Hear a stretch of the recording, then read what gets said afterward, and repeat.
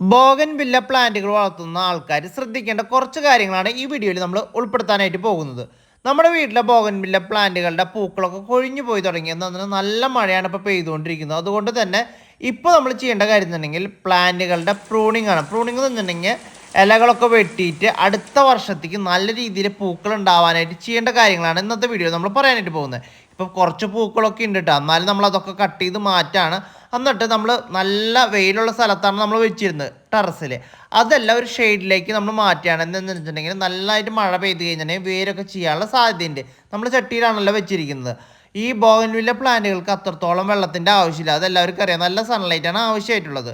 അപ്പോൾ നമ്മൾ പ്രൂൺ ചെയ്ത എല്ലാ പ്രൂണർ കട്ടറുണ്ട്, അല്ലെങ്കിൽ നമ്മൾ നല്ല കത്തിക്ക് ഉപയോഗിച്ച് കട്ട് ചെയ്തിട്ട് മാക്സിമം അതിൻ്റെ മെയിൻ ആയിട്ടുള്ള തണ്ടുകളുണ്ടല്ലോ അത് മാത്രം നിർത്തിയിട്ട് ഇപ്പോൾ വന്നിട്ടുള്ള പുതിയ പുതിയ സ്ഥലങ്ങളൊക്കെ നമ്മൾ കട്ട് ചെയ്ത് മാറ്റണം. അടുത്ത കൊല്ലം ആവുമ്പോഴേക്കും അവിടെയൊക്കെ നല്ല കനമുള്ള തണ്ടുകൾ വരികയും നിറയെ പൂക്കൾ ഉണ്ടാവാനായിട്ട് സാധ്യതയുണ്ട്. വെറുതെ നീളത്തിൽ പോയി കഴിഞ്ഞിട്ടുണ്ടെങ്കിൽ ആ ലൊക്കേഷനിൽ മാത്രമാണ്, ആ തണ്ടുകളിൽ മാത്രമേ ഉണ്ടാവുള്ളൂ. ഇതൊരു ബുഷിയായിട്ട് മാറാനായിട്ട് ഏറ്റവും ബെസ്റ്റ് സമയമാണ് ഈ മഴ പെയ്യുന്ന സമയം. അപ്പോൾ അതോടൊപ്പം തന്നെ ഞാൻ ഇനി ചെയ്യാനായിട്ട് പോകുന്നപ്പോൾ നമ്മൾ അറേഞ്ച്മെൻറ്റ് കഴിഞ്ഞു നമ്മളൊന്ന് അടിച്ചു വാരി സെറ്റാക്കാനായിട്ട് പോവാണ് കേട്ടോ.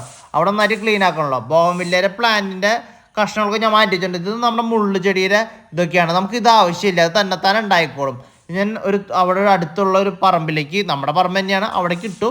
ഇനി അവിടെ ക്ലീൻ ചെയ്തിട്ട് ഈ ചെടികളൊക്കെ നമ്മൾ NPK 19 ആഡ് ചെയ്യാണ്.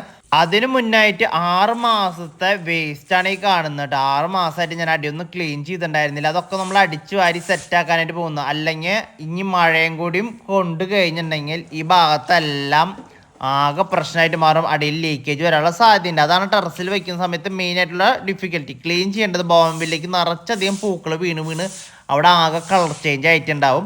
അതിനുശേഷം ഞാൻ 19 വളം പറഞ്ഞല്ലോ, അതും കൂടി ആഡ് ചെയ്തിട്ട് നമ്മളിനി അധികം വെള്ളം നനയ്ക്കേണ്ട ആവശ്യമില്ല. നമ്മൾ ഷെയ്ഡിലാണെങ്കിൽ കൂടി നല്ല ഈർപ്പം കിട്ടും. ആഴ്ചയിലൊക്കെ വന്ന് ജസ്റ്റ് ഒന്ന് നോക്കിയിട്ട് നമ്മളൊന്ന് വെള്ളം ഒഴിച്ച് കൊടുത്താൽ മതി. ഒന്നായിട്ട് നമ്മൾ വളം ഒക്കെ അപ്ലൈ ചെയ്തു.